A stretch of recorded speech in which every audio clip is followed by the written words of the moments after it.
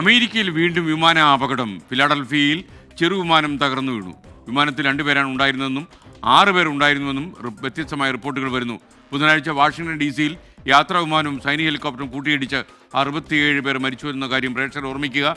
അമേരിക്കയിൽ നിന്ന് മധു കൊട്ടാരക്കര കൂടുതൽ വിവരങ്ങളുമായി ചേരുകയാണ്. Madhu, good morning. വിശദാംശങ്ങൾ. ഗുഡ് മോർണിംഗ് എസ്കെൻ. ഇന്ന് വൈകുന്നേരം പ്രാദേശിക സമയം 6 മണി കഴിഞ്ഞ ഉടനെ തന്നെ നോർത്ത് ഈസ്റ്റ് ഫിലഡൽഫിയ എയർപോർട്ടിൽ നിന്ന് പറന്നുയർന്ന ഒരു ചെറു വിമാനമാണ് ഈ തകർന്നു വീണത്. സ്പ്രിംഗ്ഫീൽഡ് മിസോറിയിലേക്ക് പോവുകയായിരുന്നു ഈ വിമാനം. ബസ്റ്റിൽട്ടൺ അവന്യൂവിന് സമീപമുള്ള റൂസ്വെൽറ്റ് മാളിന്റെ സമീപമാണ് ഈ വിമാനം തകർന്നു വീണത്.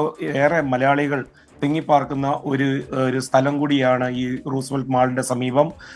നേരത്തെ എസ്കെൻ പറഞ്ഞതുപോലെ ഒരു ആശയക്കുഴപ്പം ഉണ്ടായിരുന്നു, എത്ര പേര് ഈ വിമാനത്തിൽ ഉണ്ടായിരുന്നെന്ന്. കാരണം ഫെഡറൽ ഏവിയേഷൻ അഡ്മിനിസ്ട്രേഷൻ പറഞ്ഞിരുന്നത് 2 പേരെന്ന്, എന്നാൽ US transport secretary Sean Duffy പറഞ്ഞത് 6 പേരെന്നാണ്. എന്നാൽ ഏറ്റവും ഒടുവിൽ അത് സ്ഥിരീകരിച്ചിരിക്കുകയാണ്. 4 ക്രൂ മെമ്പേഴ്സും ഒരു പീഡിയാട്രിക് പേഷ്യന്റും അവരുടെ സഹായിയുമായിരുന്നു ഈ വിമാനത്തിൽ ഉണ്ടായിരുന്നത്. ഈ പീഡിയാട്രിക് പേഷ്യന്റ് അതൊരു സ്ത്രീയായിരുന്നു.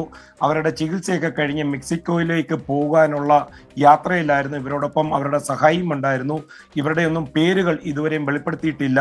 ഇതിൽ ആരെങ്കിലും രക്ഷപ്പെട്ടുവോ അല്ലെങ്കിൽ പുറത്തു ചാടുകയോ ചെയ്തിട്ടുണ്ടെന്ന് ഇപ്പോൾ പറയാൻ പറ്റില്ലെന്നാണ് കമ്പനിയുടെ വക്താവ് പറയുന്നത്.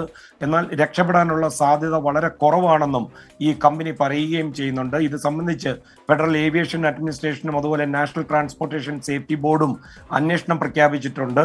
ഈ ഭാഗത്തുള്ള റോഡുകളെല്ലാം അടച്ചിട്ടിരിക്കുകയാണ്. ഇവിടെ ഈ ഭാഗത്തേക്ക് വരരുതെന്ന് ഈ ഫിലഡൽഫിയ മേയറുടെ അഭ്യർത്ഥനയുമുണ്ട്.